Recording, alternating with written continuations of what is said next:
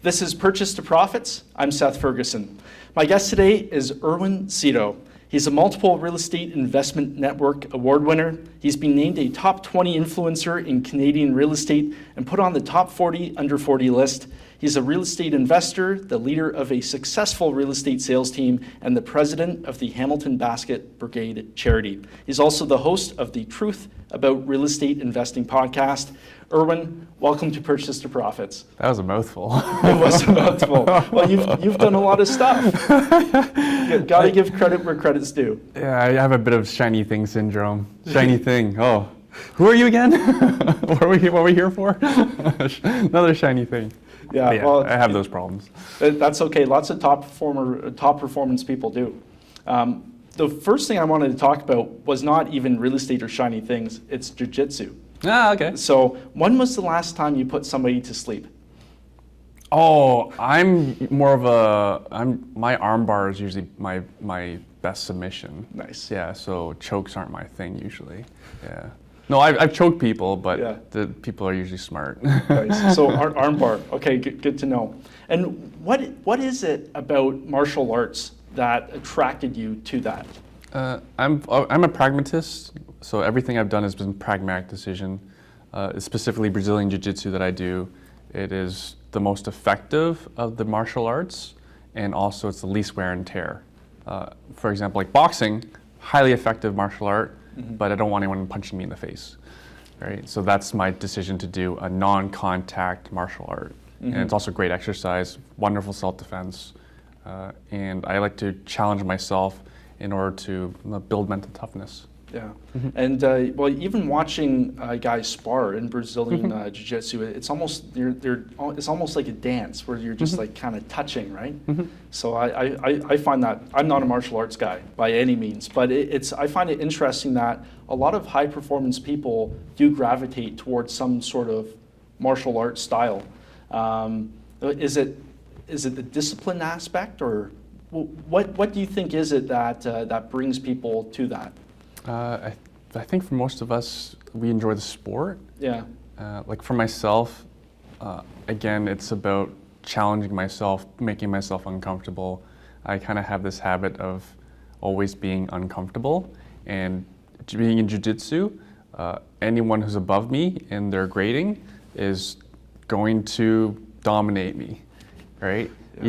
Even someone with a year more experience with me, even 16-year-old girls, if they know more than I do, they will likely beat me, and it's a very humbling experience. And I think that's beneficial for anyone, is to have more humbling experiences. Yeah. So is losing necessary then for? Absolutely. I lose all the time, right? Yeah. Like I remember sparring with my black belt, who owns the club, and it was honestly like a man fighting a child. Like there was no chance, and like we go to the same gym together. I can out bench him, I can out squat him. Like I'm a bit younger than him, but within these rules, within the rules of any sort of fight, if there's no rules, I have no prayer. Within 30 seconds, I have no prayer, right? So it's, again, humbling, right? Don't judge a book by their cover, because if you saw the guy, you'd have no idea, right?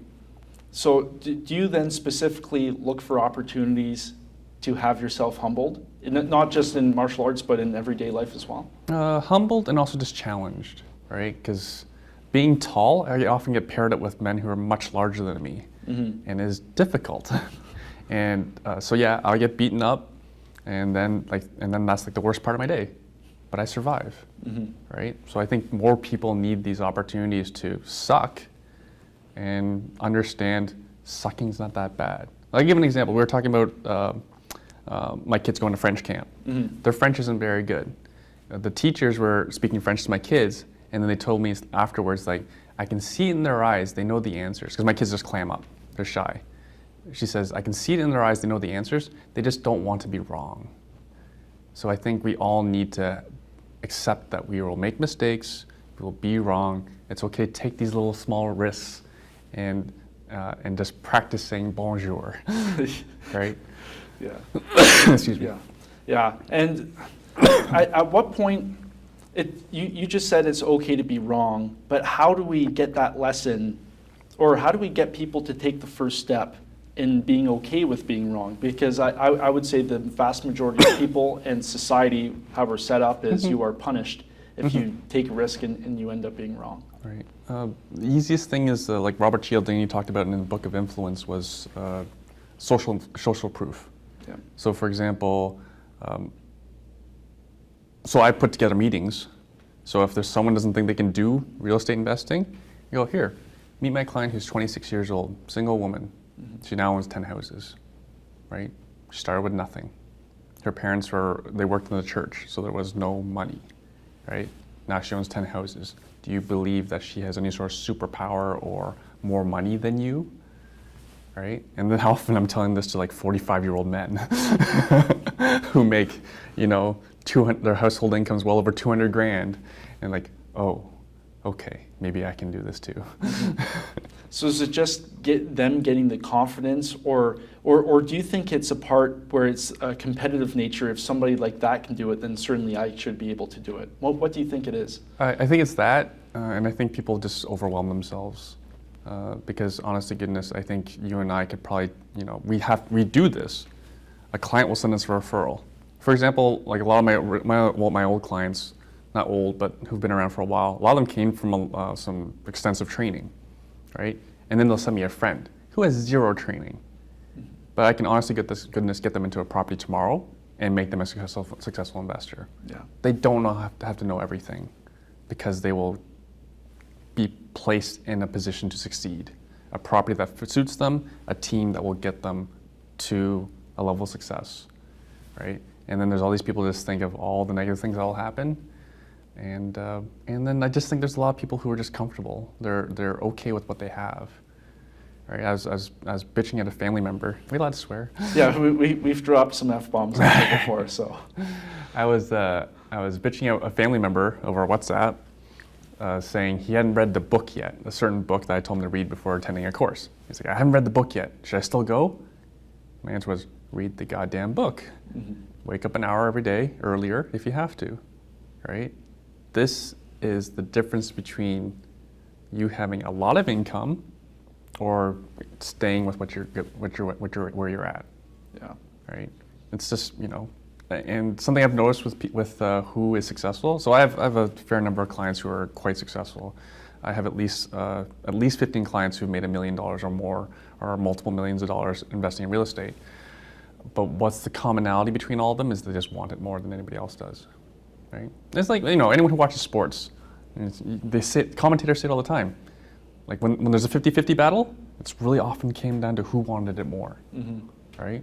Who's willing to, like in basketball, who's willing to get down on their hands and knees and go for that ball versus the guy that like continues to stand and try to pick up the ball. The guy that's going to stand, he's going to lose. The guy that's on the floor is going to win. Who wanted it more? Yeah. And that's often this division between who's successful and who's not that I see. It's not around education. It's not about who had money. Because I have, honest to goodness, I have clients who could not pass high school who now have 10 properties or more. Yeah. Right. Then how do you get that fire within somebody? So somebody comes to you and they want to get involved in real estate investing. How do you ignite that fire where it's going to burn and they're going to do whatever it takes to succeed? I find parents are usually pretty good at it. Yeah. It has to come from within, and also it has to be around other people that are doing. Yeah. I was talking to a gentleman yesterday. He's a social worker, single income family, social worker. So anyone doesn't know, social workers do not make that much money. And he was saying how when he bought his first property at 23, I'm like, well, that's fantastic. And he said, I didn't do anything after it because everyone around me was so negative, right? Versus like, okay, fine. But if you're around successful people who will share how they're successful, you'll likely go further. Now so he was already an action taker. Now to go back to what I was talking about parents, like just for any parent, take an hour to sit down and plan your child's future, right? What's university gonna look like? What's it gonna cost? What's housing gonna cost? Not just while in university, but afterwards. Because all that stuff scares the crap out of me. And that's what spurred me to take action. Like when my daughter was 3 months old, she already had her first property, right? Like within a week of when she was born, I was like, good God, this thing is expensive. Because I read an article in the Globe and Mail. and the article said, for a child born today, this is 2017, I think it was 2017. No, the article was like 2015, whatever. The article was saying, Globe and Mail, based on today's inflation rates of university education, for a child born today, tuition will be, I think it was $120,000 or $160,000 for 4 years of undergrad tuition alone. Right? So, okay. So as a pragmatist, okay, I have a problem to solve. How do I come up with that kind of money without working longer, without extending my retirement, without going into debt, right? And then the answer was, as a pragmatic decision, buy her a house, right? We looked at RESPs. RESPs they make sense for some people, but it does not equate to $120,000 tuition. And then what if the kid wants to do more? I was at a camp, at a YMCA camp for families, and the gentleman I was talking to, his son wanted to become a dentist, right? If that's your child's dream, and take a step back, most parents will say they'll do anything for their kids. So that's me. I'll do anything for my kids. So his kid wanted to not just go to any dentistry school, he wanted to go do it in UBC. And so that's Vancouver, the most expensive real estate market in Canada, one of the most expensive real estate markets in the world. And that tuition alone, $60,000 a year. And I believe it's 4 years, right? So again, this is the problem, how do I solve it? So that's the decision I make. And then what scares the crap out of me is when parents say, oh, my grandparents did it, I did it, as in like paid through school, got a home, and they said, oh, my kids will be able to do it too. And then I had a gentleman who was in my wedding party. I had this exact conversation. And I said, okay, think about it though. Your dad, he was able to do it because he was an executive at a major telecom company in Canada, right? Your mom stayed at home. Your family, you and your wife both make very high incomes. So already your income is double that of the previous generation. How will your kids' generation double their income from you? Right? So essentially, you're going to need 4 high-paying incomes. How do you make this work? Yeah. Is that just a fact that here in North America, we are just hundreds of years behind where Europe's already at in terms of affordability? I don't study Europe that well, but what I do but often when I speak to Europeans, I'm a real estate nerd. I have these questions. Yeah. I ask them, like back home, back in the old country, how many people actually own in major cities? And it seems to be nobody owns. So like New York City is a good example. Who actually owns anything in New York City? Almost nobody. Especially I'll go ask around your friends who actually owns anything. Almost everyone's a tenant, right? And then again, from a parent's perspective is, if I'm a tenant or my kids are a tenant, what are the likelihoods of the next generation and all generations forward? Good chance they'll all be tenants. Yeah. So then how are they actually truly supposed to join the middle class or get ahead? Yeah. Right? So would you say we're at the tipping point then for the swing from an owner nation to a renter nation? I don't know, but it's a definite chance. Because I'll say to people all the time, is it out of the question that your house doubles in the next 10 years? And most people say, not out of the question at all. So then I'll say, don't you think you should have more houses? And they're like, whoa. Their mind is blowing. Yeah. Yeah. Yeah. And I'll often, here's another classic is like, how did your house do? Like Seth, like how long you owned your home? Yeah. Like, yeah. And then I'll say and they'll say, oh, I bought it 5 years ago, it's double. Like for most people living in the GTA, like that's what's happened. And then I'll say, don't you wish you had 2? Yeah. The tenant would have paid for all your bills. And now you have 2 houses. It's your best investment you ever had, and now you have 2. And then it's like, yeah. Well, that's I've never met a real estate investor who, if they could go back in time, would buy less real estate. Everybody says they wish they bought more. Right. There are other people that make mistakes. Yeah. Because for context, understand like what you and I do is we treat this like a business. We actually give a full effort. We got educated. We surrounded ourselves with smart people, read books on the subject. There's a good number of people who didn't. So often when you're going to see rental properties, a house or a duplex or a small multifamily that's already tenanted, often these are what I call amateur investors who are just kind of like winging it and not putting in much effort. And then are you surprised that it's not a great property? Are you surprised they're selling it? So for context, like people need to see what good investors do and then see what bad investors do and then make the decision, what would you like to be? Yeah. Right. Well, how did you get exposed to real estate investing? Because you got a business degree, you were working for IBM, so you're working a typical job, obviously making good money. How did real estate investing come into the equation?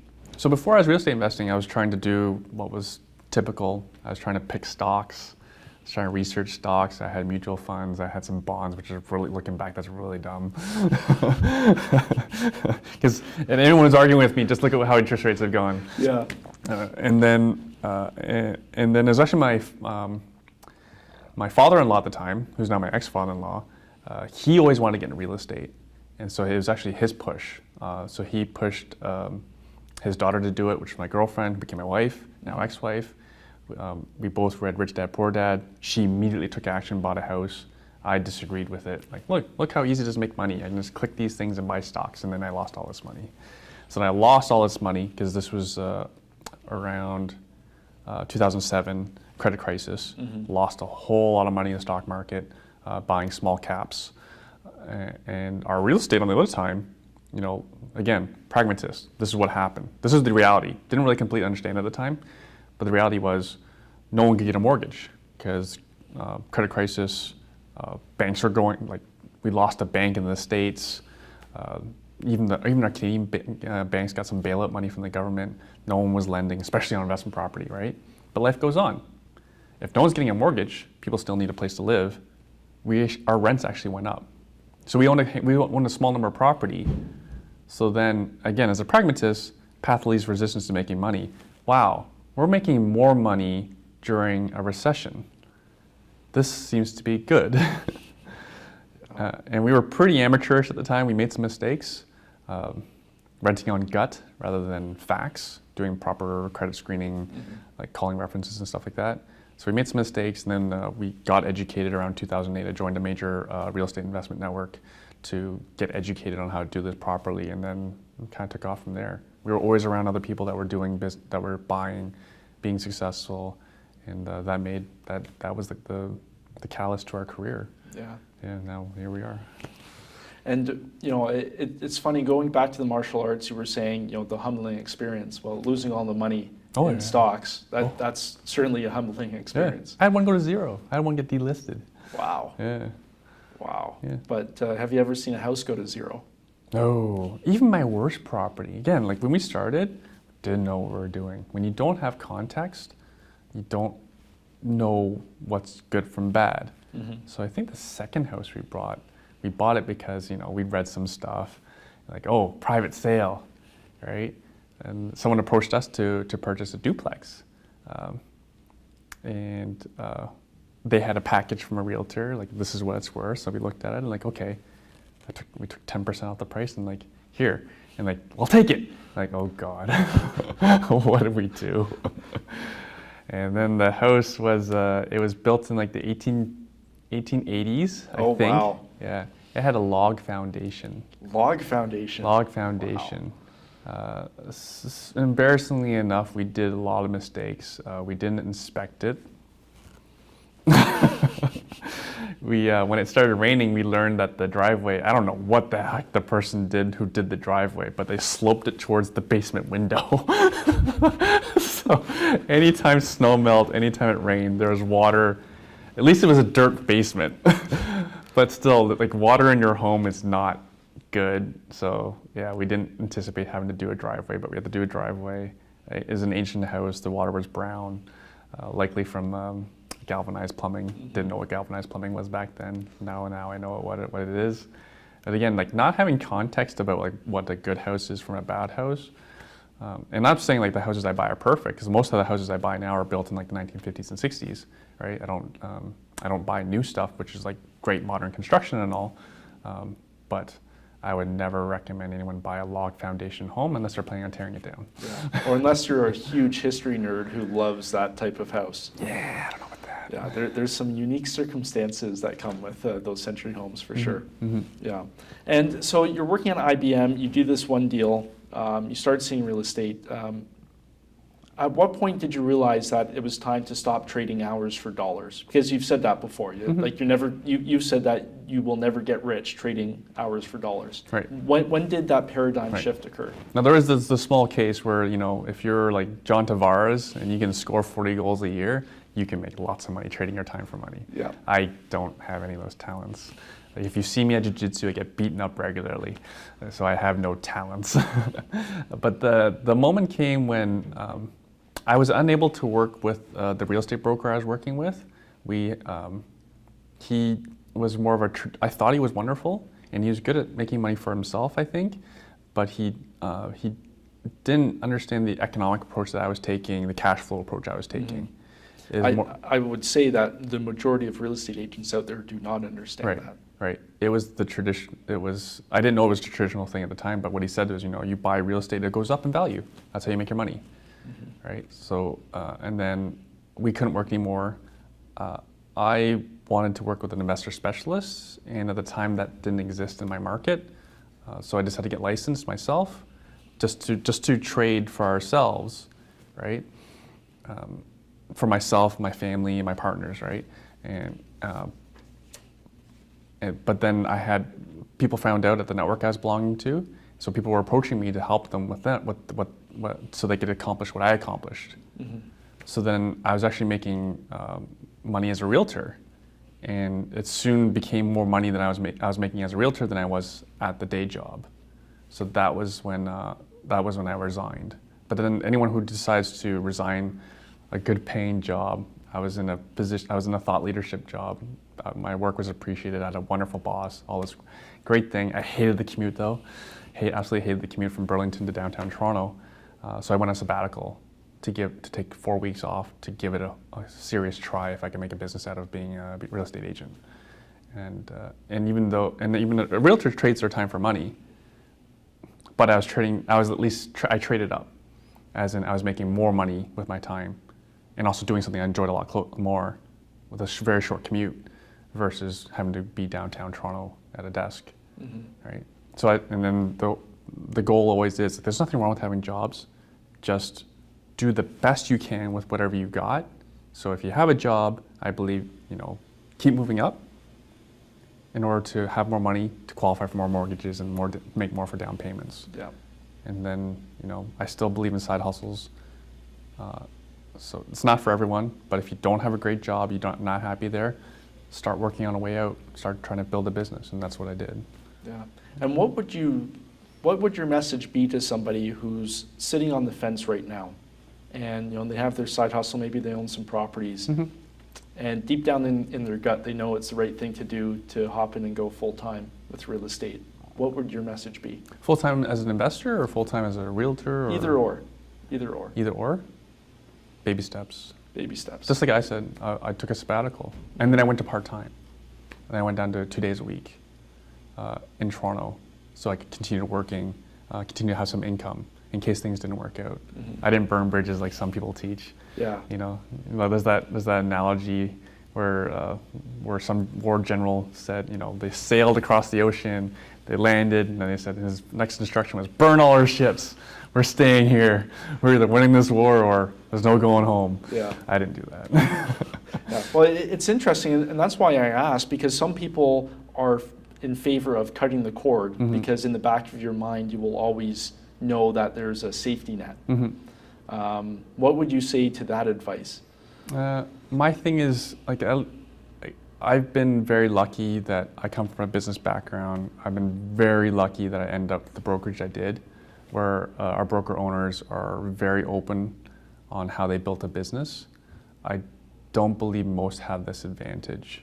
So I would say for anyone, if they're you have kids and bills and a mortgage to pay, I would say prove it that you can make a business out of it before you cut ties, right? Because it's tough out there. right? It's like when I mentioned, there was no one who was specializing in with investors in the market I was operating in. Today, I can give me 30 minutes, give me 5 minutes, I can name you 10 who declare themselves as investor specialists in the same market that I operate in. Yeah. So it is more competitive than ever, and and I think that's a function of two things. The market I've invest in is affordable, right? So that's where people move to, and where is money being made? Can you make money in bonds and mutual funds? A lot of people are making money in real estate, so they're trying to create value for people by helping them get investment real estate. So that's what's happened. So, take a good look at your competition, see where you can carve out a niche, prove it that you can make a business out of it, right? Yeah. And where does courage factor into that equation? Because you have said that courage is your number one quality that you would want to have. What does courage mean to you? Courage means you know the risks and still taking that step forward, right? I left behind a good job, right? I had family members telling me not to quit, right? But that had to happen for me to arrive where I am today, right? But again, I did it slowly, and so I don't think anyone. Here's another way I put it with people. I say, so I'll use you an example. I'll use someone else as an example. He's like a CEO of a big company that just got bought by a massive multinational, right? I'll say to him, I'll use the name Joe as a generic name. I go, Joe, think about how long it took you to get you here, right? All the education, at least 15, 20 years of corporate careers to move to here. How long do you think it will take you to be a successful real estate investor? To match that level of success. So he was trying to match his income. So think of that.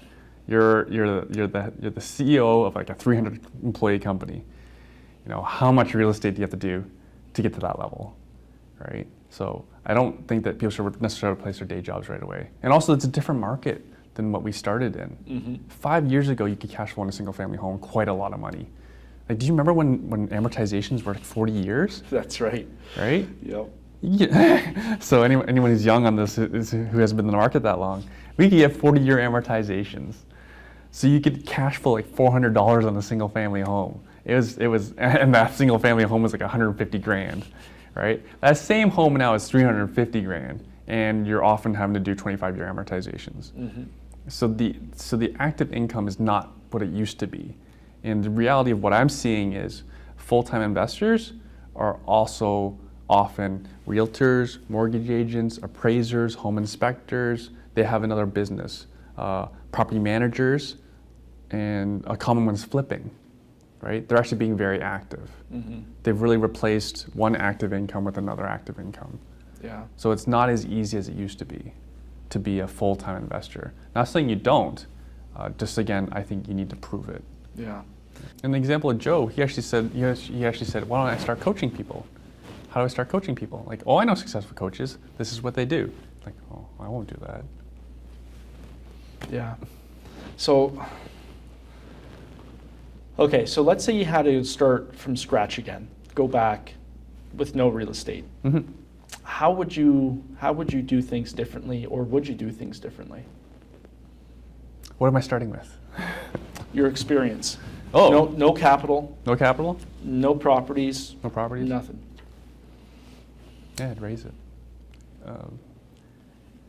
My experience is pretty extensive. I'm a humble person, and I'm a high D by trade, by my personality, so I don't like talking about myself, but I am significantly experienced.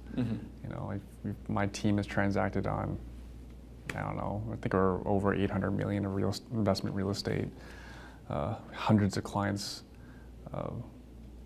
and I think we've had 2 deals not make money, right? One was the investor was too impatient. Here's a good example. He bought the property for $220, 3-bedroom detached, 2 full bathroom, and that's in Hamilton. What's that property worth today?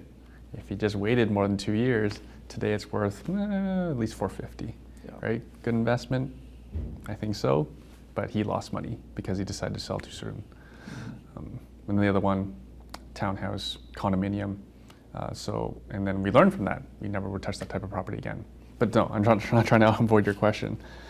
If I knew nothing, yeah, I would raise the money. I understand how to sell. It's a skill that I attacked. As an ex-IBMer, I wasn't in sales. So that was a skill that I attacked because I knew it was my weakness. So I understand how to present a deal to somebody. And also, again, I have context. My wife is an accountant. So I understand how to approach people, how to sell to someone both with logic and also with emotions. Like we had the conversation about, think about your kids. Mm-hmm. The simple logic part is, do you know who my wife is? She's an accountant to hundreds of investors. Do you think we might decide to invest in what's the most profitable investment? And currently, that is legal duplexes, right? I have a full team that can execute the deal. I know what the numbers are. I know what the type of property is. And I can make it very easy for people to make money. Mm-hmm. Have you ever considered going into different types of real estate assets? Absolutely. Like a different class? Absolutely. I have friends in every asset class of real estate. I have an Airbnb. Mm-hmm. I have student rentals. Yeah, I have an executive town in Toronto. Mm-hmm. Pierre Paul's a friend of mine who's like the top educator in apartment building space. Mm-hmm. It's partly that I like to stay in my lane and I like to invest for ROI. And it's tough to beat the ROI of a legalized duplex or a student rental, mm-hmm. right? Even my Airbnb probably will not outperform my other investments. Yeah. Yeah. But yeah, I am an open-minded individual. I'm actually doing stock option investing now. Yeah. Just picked it up the last 3 weeks. Yeah. No, that's interesting because you got burned about 10 years ago. Oh yeah. So now you're back on the horse. Yeah, different model because I'm trading it on high yield dividend paying stocks on household names. Mm-hmm. Like for example, Enbridge. Yeah. Anyone who pays their gas bill knows who's they're paying to. The other company I'm trading on is TD, mm-hmm. Toronto Dominion Bank. We already know the government will bail them out if anything should happen, right? Is anyone going to stop getting mortgages, stop paying banking fees, stop anything? Is TD going anywhere? So it's a very different strategy versus before I was doing small cap, meaning small capitalization, which is inherently higher risk. And for example, if anything happens to any of the managing partners, that company's often in big trouble. Yeah. Right. Yeah. Well, how do you deal with failure? I fail all the time. I've been choked out twice. Right? You asked about when I choked out people. No, I've been choked out twice. It's like it's a learning experience. Mm-hmm. I've failed. I've had bad investments. My Airbnb is not going nearly as well as I want. You simply learn from it. I like to teach people where things didn't go well, and then move on. So it's a lovely furnished home. Now I'm going to rent up. If this month doesn't go well for my Airbnb, we will rent it out as a furnished rental. Just continue moving forward, mm-hmm. right? Don't dwell on the past. No one's going to save you. Just make the best of what you got, mm-hmm. right? Am I really failing? I could potentially make more money as a furnished rental than I did as an Airbnb, mm-hmm. right? So yeah, I failed in my Airbnb experiment. Failed. Big deal. Yeah, my log house was not the best investment. But you know what? I made 20% a year. I didn't lose money. We didn't make any money monthly. All the money I made was on appreciation, mm-hmm. right, and mortgage pay down. But yeah, I failed. I fail all the time. Yeah. I actually look to fail, right? You work out. I know you work out. Don't you work out to failure? Absolutely. Right? Yep. I only got 16 pull-ups. I failed, right? Yep. Go for it the next time. Work forward. Push forward, right? Have the courage to push forward, right? A failure just means who invented the light bulb? Oh, Edison. Edison. How many times did he fail? Right? It wasn't a failure. It was a failed experiment. So this is not the answer. I have to try again until I get the answer. Mm-hmm. And I was a failed stock investor, which arrived me to real estate. And it's too funny. I've seen it so many times where one door closes and the next door is better for someone. And I'll use a work example. and when I was working in corporate, we had at least 2 or 3 rounds of layoffs when I was there. One of my friends got laid off. No one knew. I knew. He's my friend. He was expecting twins. Got laid off. Right? I forget what the timing was. Doesn't matter. And then his next job, his dream job. Right? Unbelievable. Yeah. Yeah. So yeah, have the courage to move forward. Keep pushing, because no one's going to push for you. Yeah. What would you say is the largest failure you've had? The first thing that pops to my mind is probably my first marriage. I don't know if you guys want to hear about that one. No, well, let's talk. Sure. What was? Hey, I've been through it too. So because that has a dramatic impact on how you feel about yourself, how you perceive things. What did it feel like to have that level of, that implosion? Oh, I thought it was the end of the world. It felt awful. I felt like I failed. And even like the 12 months before the decision was made that we would divorce, it was rough. But anyone who's done like motivation stuffs will know, it's up to you to fix it. Always think positive. Like you can fix anything. I was always with that mindset. And that was the mindset, was we can fix this relationship. When looking back now, it was not a relationship that could be fixed. We were actually better off without each other. And I won't go into my thoughts about marriage in general, but it was for the best of both of us. We met in school, we were young, we had similar beliefs, but we grew apart, right? Like I'll eat anything. She was on her way to becoming a vegan, right? Stuff like that. We had so much fun in school, but then she was becoming a germaphobe, right? So it was actually hard to go to social things, like for example, a potluck. Can you imagine going to a potluck and you're a germaphobe? It's not her fault. This is just who she was becoming, right? So then social things become awkward. Yeah. And yeah, not just that, but also I became a different person. I was very going with the flow, and when I was in school in early 20s, and then I started sticking my neck out, and I was becoming a different person too. So yeah, it felt like a failure at the time. It felt like the worst. It was the worst experience. The only time I cried worse than that was when my uncle died of cancer at like 45-ish, so way too young. But when the crying stopped, I made the decision I would win the breakup. So Win the Breakup is from a TV show. The theory behind it is when you come back together in the future, as in, not when you come back, you don't rejoin, as in like when you run into each other in the future, some sort of thing, you judge each other, who won, as in who has ended up better from being apart than when you were together. And so I vowed to myself, I can be a bit childish and competitive at times, I vowed that I would win the breakup. And that provided me a serious burning desire to be successful from that point on. Right? Before you came to that conclusion that you would win the breakup, I'm going to guess there was a pretty dark time in your head. How do you claw yourself out of that pit of feeling like a failure, that despair? How do you claw yourself out? Because some people never get out, and it really defines their life. So again, I've studied a bit about human psychology, not like formally. But the exercise I believe is when you consider who you're going to be in the future, you have to understand that your past had to be your past to form who you are to achieve your future. And to me, my future has always been bright. So then there's no regret, there's no apologies. So there's really no dark space. So that bad cry was less than 2 hours. That mourning period was less than 2 hours. Yeah. Right? Partly because it was a steady decline for many months. But when the decision was made, she left the house, I cried. It was within 2 hours, I would win the breakup. And then there was no despair. Right? Is that one of the key differences between a high achiever and let's say a normal person where they get back on the horse quicker?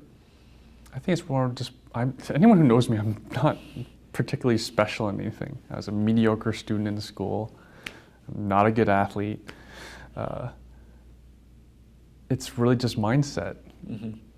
Like, have a goal, right? If you have a goal that you're going to be good, because first of all, people don't often underestimate themselves. And just a simple mental exercise is, cut the bullshit. What are you capable of? If you just achieved your potential, what are you capable of? Right? And then think of all the wonderful things you could do, like for charity, right? For your family, for your kids, for your community, right? And like, wow, like that's a very important person. Now, if you don't become that person, all those people around you don't benefit, right? Your charity doesn't benefit. All those starving kids that you want to feed, they don't benefit. That no longer happens. And whose fault is that? There's only one person to blame at that point, right? Like I have a charity. We've provided thousands of meals to people, right? If I'm not who I am, that doesn't happen. Whose fault is that? Who's going to do that? Who's going to feed those families? So is that why you say it's your duty to generate wealth and be successful? It is your duty, because who else is going to do it for you? Yeah. You want the government to do it for you? Absolutely not. How soon is that going to happen? Yeah. Then what do you say to those people who tell themselves they don't want to be successful, they don't want to exceed their boundaries, they don't want to create wealth? Because there's a lot of people out there like that. Yeah.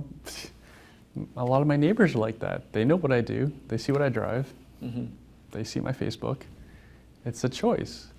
It really is a choice. I personally don't say anything to them. If they're my family members, I get very vocal.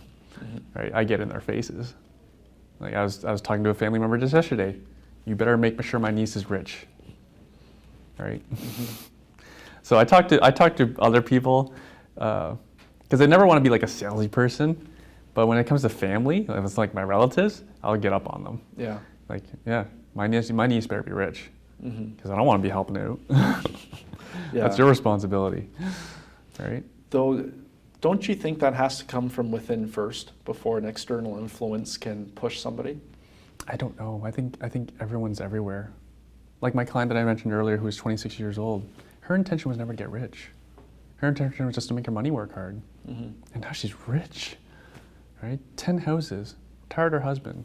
They bought a big 35-foot boat, right? Pretty sure she's mortgage free. If the only reason she isn't is because she's accumulating more investments, right? No, for myself, it's largely just good habits. I don't write my goals down like a lot of people do every day or twice a day or even monthly or quarterly or yearly. I do yearly only because I'm forced to. But for myself, it's just good habits. I have a bunch of capital set aside. If I have a bunch of capital available, I'm getting a house, right? So my own strategy is I'm not even that picky, because I know I've seen it with enough people. Is that something happens? Something always happens to disrupt you on your path to whatever, right? Say your kid gets hurt. Say you get in a car accident. I know these things happen. So in my mind, there's a lot of urgency. I have capital available. I gotta get a damn house. So I want to have something under contract in the next 30 days. But again, that wasn't a goal. It's just good habits, right? And again, the fear of what's coming, right? Anyone who has kids, in 10 years from now, is it unreasonable for a house to be double the price what it is today? I'd say we've been using that rule of thumb for a long time. A property doubles every market cycle. Yeah. Right. I'm not saying it's always going to happen, but at least it's a hedge, right? What if? Yeah. What if? Right? So I'm just hedging. I am partly just hedging. So yeah, so both my kids have houses. Yeah. Yeah.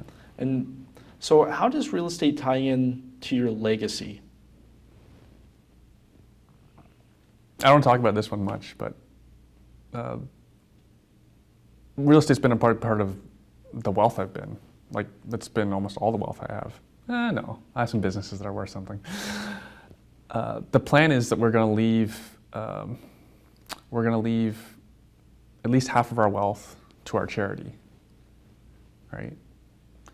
And it'll be a foundation. Hopefully it can make somewhere between 8 to 10% a year, and that'll be the operating budget for our charity every year. So then to go back what I was saying earlier, if I don't do what I do,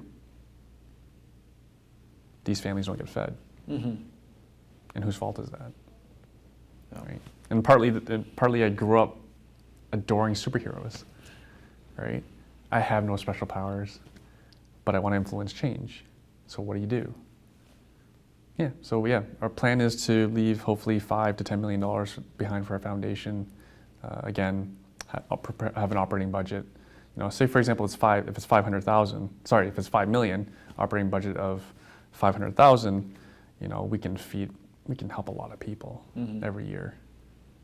Yeah.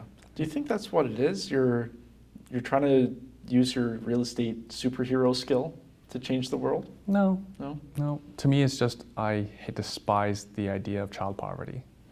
It sickens me. Mm-hmm. It makes me upset. So then, what do you do about it? You either do nothing about it or you do something about it. I just chose to do something about it. Yeah. And how long ago did you create your charity, the Hamilton Basket Brigade? We started 2014. We became registered in 2015 or 2016. Mm-hmm. Yeah, so it's been running for a bit.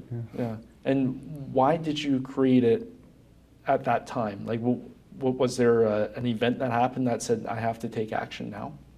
I was already doing charity work through Tony Robbins's Basket Brigade in Toronto, and then I just got sick of the commute.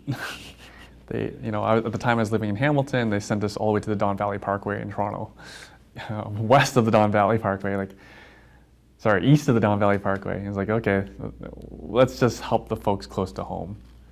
So then I talked to my friend Roger, because we needed to find families, and he had kids in school. So I just said, Roger, can you ask your school principal if they know anyone that needs help? And then I also said, okay, we're going to do 3 families each, right? But we both do really well, so we're not going to say no to anybody. We're not going to say no to anybody. So that night he calls me back. He's like, we have 16 or 17 families. Okay, let's get some help. And we got some help, and now 1 year we've done over 1,000 families. Wow. Yeah, in 1 year we did either just shy of that or. Yeah, we're now a $40,000 charity a year. And then funny enough, 80 to 90% of our donations are from real estate investors. That's cool. Yeah, we're not the demon that the media often makes us out to be. Yeah, that's definitely true. But that's a lot of, it's almost like you're shouldering the responsibility to help others on your own shoulders. If I don't do it, who else is going to do it? Mm-hmm. Right. My dad always raised me to be an independent person, as in no one's going to help you, right? No one's going to help these people either. Yeah. Though, okay, let me ask you this then. So you're looking to support your children, buying properties and all that, but then what you just said, nobody's going to help you. Don't you think those are contradictory Absolutely. statements? Yeah. Absolutely. But the thing is, can you imagine what your options are if you have crippling student debt and crippling housing prices, more rent, mortgage, whatever? Your life is different. I don't think I'm handing them that much. For example, unfortunately, I have friends who've lost parents, and so now they live mortgage free. I see the lifestyle they have. So anyone who's watching this, think about people who who've been left a lot. And they lead good lives. They're still driven people. I have one set of friends I can think of, and he's still a very driven individual.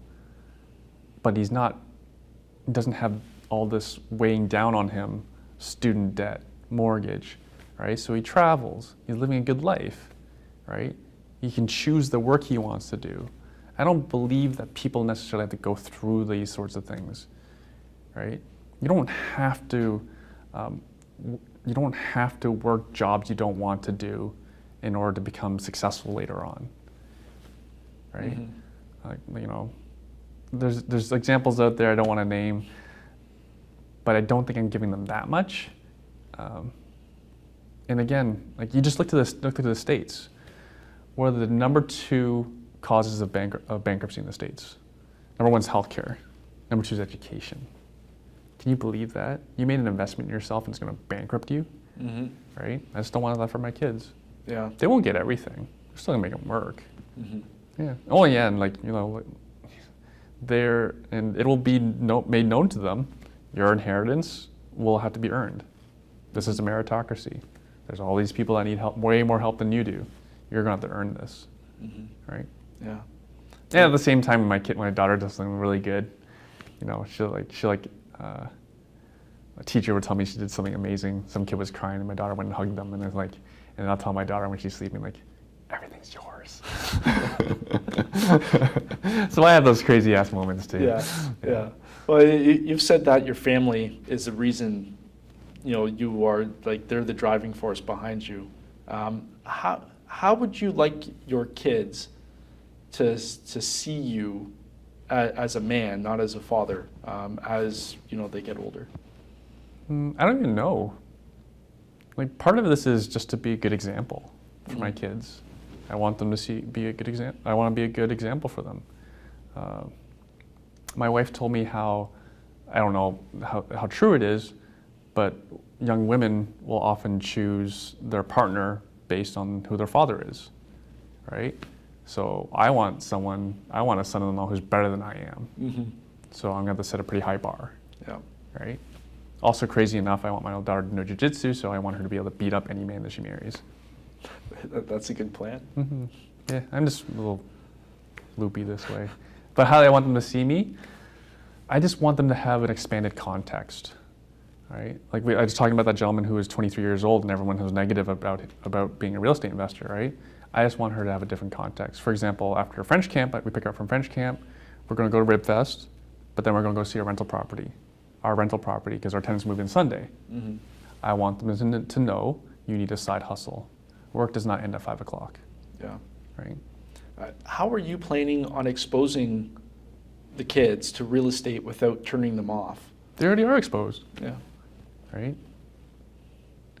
I deliberately bring them for like tenant showings and tenant signings, more usually tenant signings, because I want their kids to see my kids, right? To understand I'm human, right? I want my kids to understand like these are tenants, these are our customers. We treat them well, right? I want them to be normal to them, because kids they don't know anything.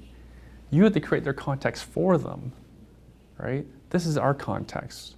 We are home service providers. We provide housing for people, right? This is the normal. This will be your normal as well. So once they think that's normal, then they'll do it themselves. They're more likely to adapt to it, right? Versus if you teach your kid work ends at 5, they're going to likely do the same thing. Work ends at 5. You turn on the hockey game. You drink beer. Right? Then you see that becomes their context. Right? That's what they'll practice. I teach my kids a side hustle. Right? I teach my kids that I work from home a lot. Right? Yeah. And do you feel it's important to have that to almost counteract what they're being fed in, let's say, the education system where you're conforming and you're just being like everybody else? I think the education system is actually very good. And again, there's skills that aren't taught in school, sales, marketing. And then who's going to teach them? It's going to fall back on the parents. So just embrace it. So yeah, that's what we do. What investing were we taught in school? I went to business school. We were taught like portfolio theory, like diversification. We were taught financial markets. And then even that is such a nebulous topic. We were taught to make money in jobs, and then we were taught some entrepreneurship, but not investing. Real estate was only mentioned once, and it was only from a commercial perspective. So who's going to teach our kids these things? So yeah, really I'm just not trying to do anything different from school, but I am looking to, This is your after-school learning, Mhm. right? Like we talked about earlier, it's okay to be wrong. Because I think our teachers do a pretty good job of it. But man, you get the red marker out, X, you were wrong, right? It's okay. It's okay to be wrong because you're gonna learn from it, right? Just like when I get choked out. When I got choked out, you know what happened after I got choked out? First I woke up and saw my professor. He's like, "You okay?" I'm like, "What happened?" I'm on my back staring at the ceiling. It was a gold medal match, so everyone was watching. My whole class was watching, right? I was like, I was just having a nice dream. Look, now I'm staring at my professor's face inverted, and then immediately once everyone knew I was okay, he taught us the proper defense to what I did wrong, right? So what, you messed up? You're gonna learn how to do better. And you know what happened? Next time someone tried to choke me the same, I had the defense right. Yeah. Right? I failed badly in front of my entire class, publicly humiliated for something, right? I was out, I was snoring. But then I learned, right? If you do a choke on me right now, the same choke right now, I know the exact defense, right? And I haven't practiced it in months because I learned. Yeah. So that's what I want for my kids. It's okay to make mistakes. Just trying to supplement what they learn in school. Yeah. Well, is that why you started iWin? To start teaching it and put this knowledge in front of other people? We actually started in this exact room back in 2014 to much smaller groups. And then that became what iWin is. But iWin has always been about trying to help people and getting this message out. It is, and we charge more than most places, but we're trying to deliver a much more professional experience. Like I have staff in order to deliver a better experience. I pay a lot of money for people to do stuff like this, right? So then it's all documented so people can go back and look at it in the future. But again, like no different than what we discussed, there's massive problems coming for Canadians, young and old. Like for example, a cousin of mine works as a social worker, but for the elderly. She helps place them into homes. And she told me offline, I would never wish this on my worst enemy to be put in a public home. Right? Yeah. Like, oh, more stuff I need to plan to pay for. Right? So knowing that, there's all these problems that are coming, and to be honest, they can only really be solved with money. Yeah. Right? How else do you solve these other problems? I guess you could homeschool your kids' university. You want to teach your kids how to become doctors?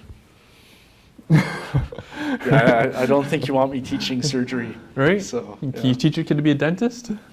Like, what do we do? We have problems coming. So all we're trying to do is arm people with knowledge, and so that they can control their financial futures, right? And we try to be open to everybody. You want to have one property? Fantastic. You want to have 10? You want to have 20? We'll help you get there. We don't care. Because I believe even the person who lives mortgage-free is so much further ahead than anybody else. So at least get to that point, right? Get your first property, get it mortgage-free if that's your goal, right? I don't think it's a pragmatic choice with interest rates the way they are, but that's better than nothing. And we're not just real estate as well. Like I mentioned, stock options. I have so many real estate friends that are doing very well with stock options. So we've introduced that subject at iWin as well, and we're all going to be doing this together as well. Yeah. So I'm sharing my trades with my iWin members. Like I said, I don't really understand this, but this is at least how the working pieces go, and then we'll work to get them all educated. Yeah. And you have the conference coming up. This is 2019, so in November. You've got Grant Cardone coming, his first Canadian appearance. Yeah. So that's pretty exciting. What is it about Grant Cardone's message that appeals to you? I don't know why it has to be this way, but often people think you're more ideal, you're more attractive if you come from nothing. And Grant comes from nothing. Lost his dad when he was like 10 or 15 years old, drug addict. I think he even says, I won't say it, drug addict, alcoholic, couldn't keep a job down. He even hates sales. But he made a go of it. And now he's become one of the top sales trainers in the world. I take his training materials as well. his training materials is excellent because it's the same. I believe in the same things in being transparent. He's very transparent versus a lot of sales that's taught out there is not transparent. Like you work in real estate, like there's a lot of stuff about neuralistic programming and stuff. I'm not that crafty. I like to show people logic and also where the challenges will be, right? And a lot of places don't teach that, but Grant likes that, and I like teaching that too. Grant's also a very successful real estate investor, $1.2 billion in real estate under management with his Cardone capital, and he's a great speaker, right? I love his mindset ideas around 10x. For anyone who doesn't know, 10x meaning like 10 times. Think 10 times bigger than your goal, because the model to get to 2x, 3x, even 50% better than where you are, the model for 10x will get you there faster, will get you to your goals faster. Like a good real estate example is, hiring a property manager. If you want a 10x, you're going to need a property manager. So even for your first property, second property, third property, hire a property manager because it'll get you to your fourth, fifth, sixth faster. And yeah, he's massive on social media, millions and millions of followers, very dedicated followers, and he's in short supply. I don't know, no one's told me the last public appearance he's made in Canada, so that's part of the decision as well. And there's a simple poll. I polled on my Facebook, Grant versus another, someone that I actually wanted. I thought this guy's going to do well. And then Grant outpolled the other individual, so we went with Grant. And how was it booking him in terms of like drawing that sort of talent for your event? Because that's taking your event to like the next level. You're basically 10x your event with the keynote speaker. Yeah, because we've done events for 230 people. Yeah. Now we're trying to do for 2,000. A little different. Yeah. A little different. Oh, the prices are much different as well. Yeah, 10x the price basically as well. Per ticket, I mean. And this is actually a nice story. This is an example of the good guy winning. Because like there's talk out there like good guys never win, right? So what happened was an introduction was made for me, and then we got talking. They got, I'm quite open on the internet, and it's not hard to reference check me. They heard my story, like, I want to work with you. I'm going to reach out to this other person. She reached out to this other person and said, hey, Erwin and Cherry are really good people. How do I get the grant? He's like, oh, I know. Here's contact information for Steve Spray, who's a vice president at Cardone Technologies. That's the name of the umbrella company, I believe. But anyways, he was one of the top lieutenants for Grant Cardone. And that's how it happened. So, yeah. And actually, I want to say, if you have a bad reputation in our industry, everybody knows. It's a small world. It's such a small world. Yeah. You screw somebody, everyone will find out pretty quick. Especially people who are reference checking, because I reference check everybody. And I anticipate people fact check me, reference check me, and yeah. Thankfully, I have few enemies. I'm trying to accumulate more haters because I hear that's a good metric to have. But, you get a lot more comments once you get haters. And Grant's been wonderful to work with. His team's been wonderful to work with, and that they're not all, because I worked in corporate, right? If anyone who ever worked in corporate, if you ever did any sort of marketing or even just use of the logo, here's like a 20-page document on use of our logo, right? It's been nothing like that with the team, with Grant's team. It's more like, we trust you. Like, you're here to promote us. We don't want to slow you down. Yeah. No, it should be a great event. And so how have you taken the 10X message and the 10X goal and applied it to your business? Like, how are you going to 10X from where you are now? So that's kind of the path we took. Because originally, when we talked about doing an event, we were going to hire some local talent. And that was where we were going. But then we found out Grant was available. Like, well, okay, that is 10X. Because to go above Grant, there's not that many people. No, especially in the real estate field. Right. Yeah. We're talking, to go a level above is, you're going to have to hire like a former president of the United States type thing. because to be honest, he's bigger than a lot of TV personalities too. Because we've actually had those debates whether or not he's bigger than like a Shark Tank personality. Very different delta in prices, in case anyone's wondering. So how do I 10x my business? We're going to have, the plan is to have 2,000 people at this conference. And we're going to make them aware of what iWin does. We're here to bring you all forward. We're going to make people aware, because we have excellent speakers. The gentleman who owned this business that we're in right now, they honestly built the business from 0 to Profit 500. So fastest growing 500 companies in Canada, 3 years in a row. Right? So they're going to be sharing about that. Because how do I 10x? Because I want everyone to 10x. I don't tell everyone I want them to 10x, because I don't believe not everyone's capable of these mindsets. But I think everyone needs to do something to improve their lives.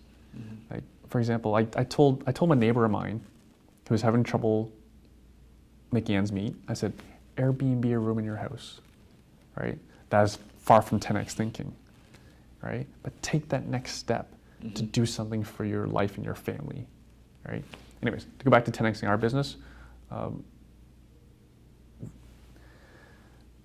to make people aware of iWin, I think will be massive for people. Because the people in our membership, we were actually a very high level network in terms of there's a lot of successful people in the room. And again, we love new people. What I love about it is the new people that come in, they immediately take action. And then I actually had a volunteer come in who has experience in real estate. And he said to me, everyone has at least one investment property. This is amazing. Because he's used to doing like the tours of all the free ones, all the free events. He comes to my event, and that's the difference, right? Those who pay attention and take more action. So yeah, we're looking to attract more serious people to our iWin event. The whole meeting is basically like my talk is similar to stuff that we talk about, where the challenges are for everyone. And then we talk to other areas of investing and entrepreneurship where people have success, private lending, stock option trading, and then of course real estate. So we have Pierre Paul Turgeon talking about apartment building investing. We have Russell Westcott, who's bought over 100 plus properties with other people's money. You don't need to have money necessarily to buy real estate, right? We have people like Andy Tran, who is the de facto expert on the #1 value add strategy, which is based on apartments. He's helped over 200 investors create basement apartments, right? All these, what we call wealth hacks, which is really logical, pragmatic, fastest path possible to improving your wealth, right? If people want to hear about Airbnb, well, I'd be happy to share about Airbnb. We're still expecting we'll probably announce a second big speaker in the next few months, but for now, we're here to educate and to give value. And hopefully people, because I think, you talked about like how do people get started.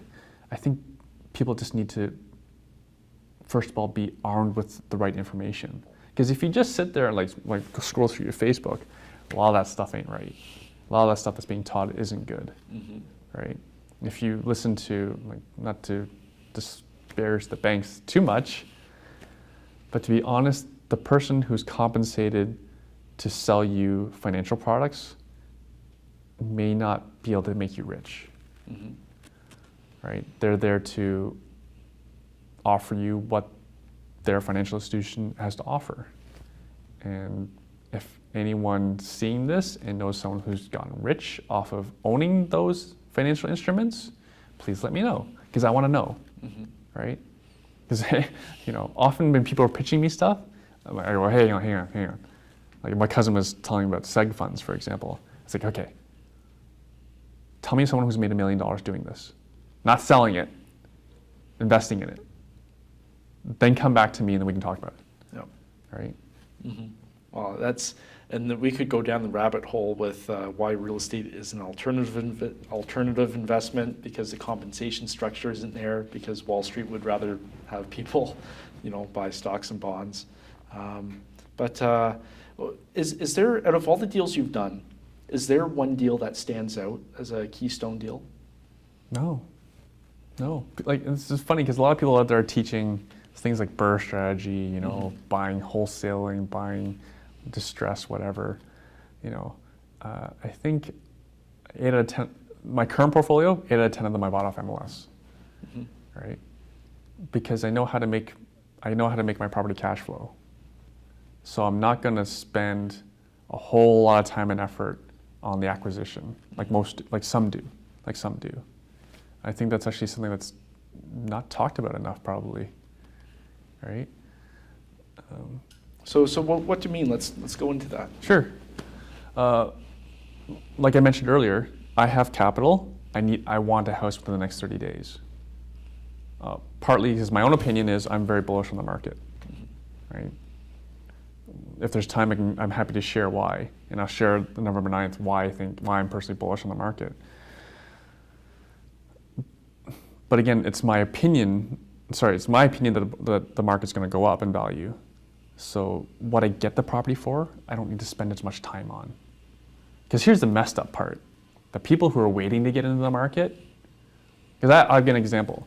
I did an off-market deal. It cost me a lot of money and time to get, though, but I got it for a good price, and I shared it at iWin at my member meetup, right?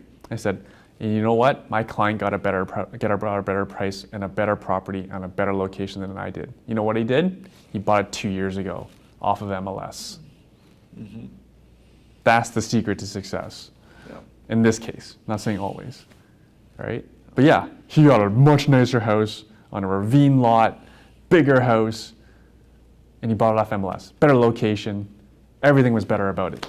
More square footage, bigger lot, everything was better.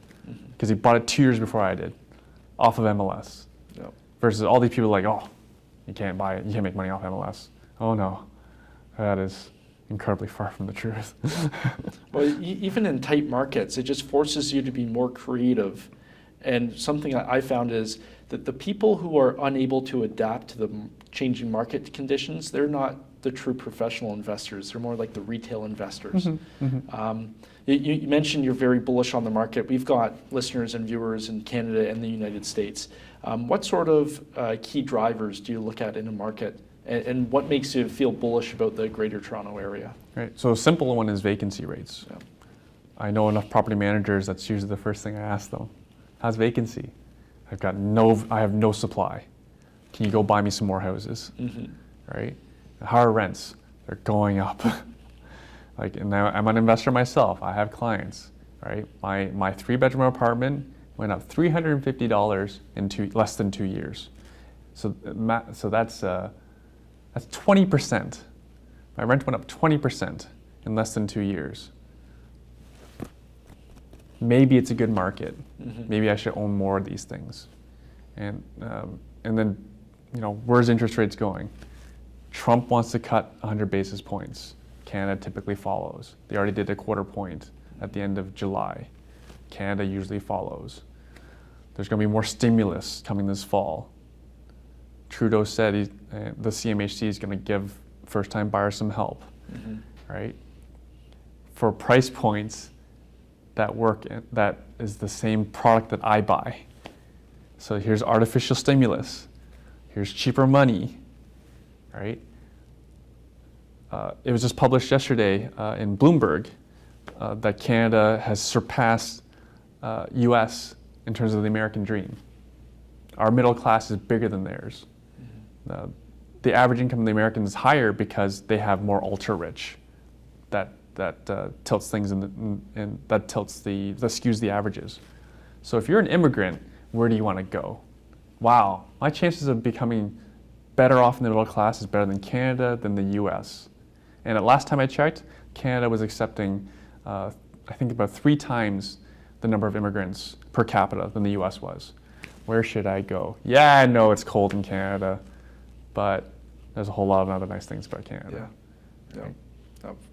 So I don't think demand's ever going to stop for immigration.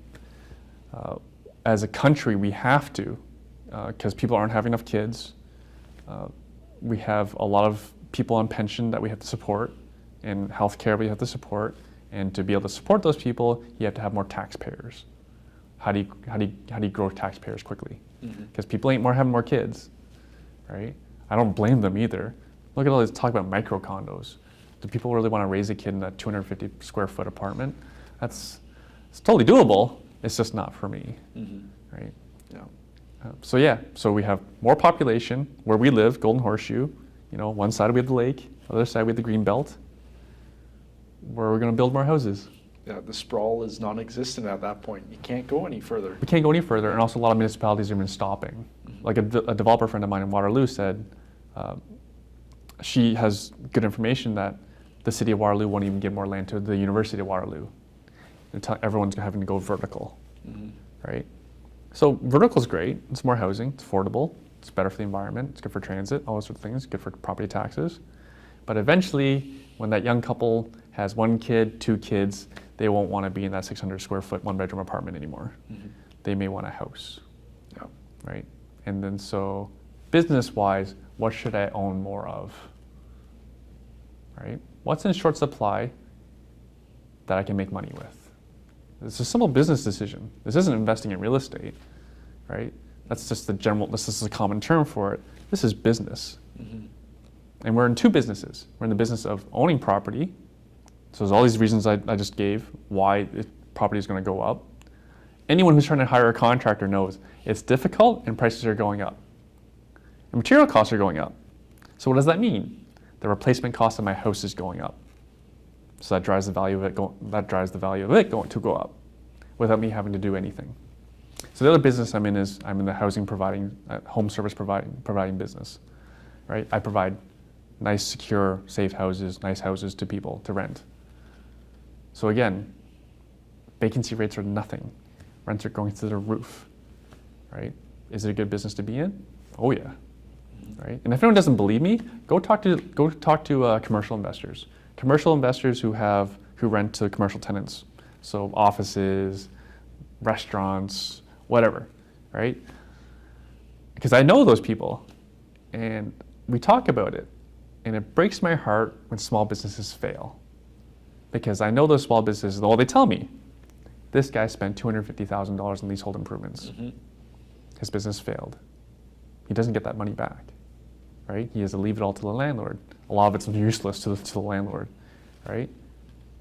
And again, as a pragmatist, I said they should have just bought a house. Because would anyone argue they wouldn't have been better off just buying a house than investing in that failed small business, right? And then there's another one, like this yoga studio spent $450,000 in leasehold improvements, and they're struggling to make money, right? Should have bought a couple houses. Would anyone argue with that, with history on that, right? Yeah, no, 100%. You're preaching to the choir with me. I'm just hoping that people out there will consider the same thing. Like we looked at buying this building, and there's those wonderful brothers and the third partner, and they're making beautiful burgers, struggling though, right? Like I see all the money they spent, all these stoves and grills and tables and renovations. Like I don't know where they get the money from. They probably borrowed it all. Yeah. And they're struggling. Yeah. Should have just bought a house, right? Yeah. And as much as us landlords complain about the problems with being a landlord, that pales to their problems, right? Because at the end of the day, we talked about this offline. Worst case, I was talking to a gentleman outside. Worst case, say the tenant trashes your property, you still own the house and the land it's on, right? These failed businesses, they have nothing, right? They lost it all. There is no asset left. Yeah. Like the assets now belong to the landlord. Yeah. And often those assets are worth nothing to the landlord. Yeah, they just end up in the dumpster. Yeah. Yeah. Yeah, the next guy's just going to tear it out and throw it in the dumpster, right? Maybe those stoves get bought for like 20 cents on the dollar, right? Yeah. But what was the better investment, Real estate. right? And that's what I mean when people are scrolling down Facebook or scrolling through their Instagram, like, oh, follow your passion and make it your living. Like, real estate's not my passion, right? The outcome is my passion, my charity, my kids, right? My family, my retirement, those are my passion. I'm just trying to take the most logical route to get there. Yeah. Well, let's look ahead 10 years from now. So in a decade, where will you be with your business and personally? I really don't know. I'll be part-time, I'll bet you that. I won't work as much as I do now. But yeah, I'd love to have iWin still going. My charity will still be going. I'd like to be making a lot more money passively. iWin is largely to,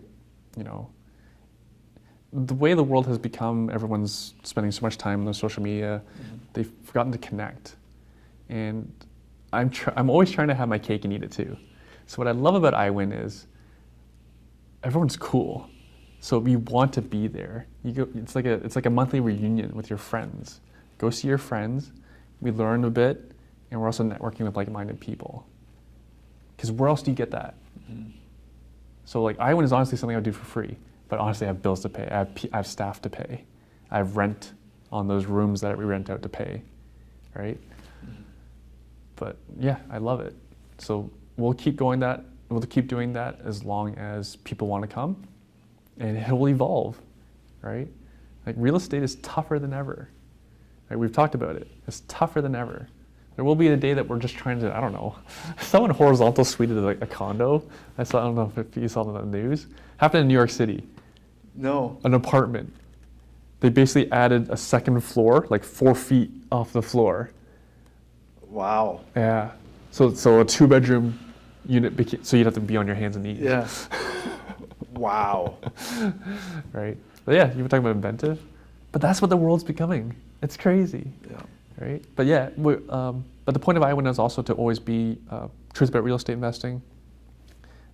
Like for example, I've shared my Airbnb is not doing well, but nobody shares their Airbnb is not doing well on social media, especially when people are trying to sell stuff. Right.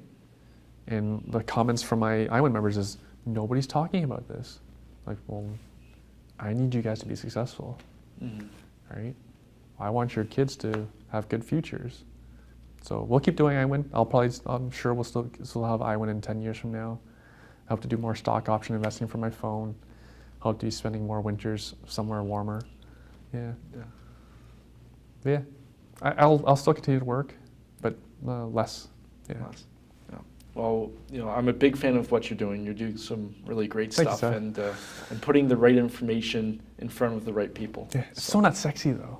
No. Right. If anyone has seen me speak next to Grant, it's like there's Mr. Awkward who's mumbling versus like guy who's just bragging and yelling and talking about his private jet. Yeah. So let's get a compliment, right? Yeah. But I'm looking forward to your event. It's going to be great. And just want to say thanks so much for taking the time today and chatting with us. Thank you. Anyone wants more information on our event, wealthhacker.ca. Perfect. Yeah. Erwin? All right. Thanks Thanks very much.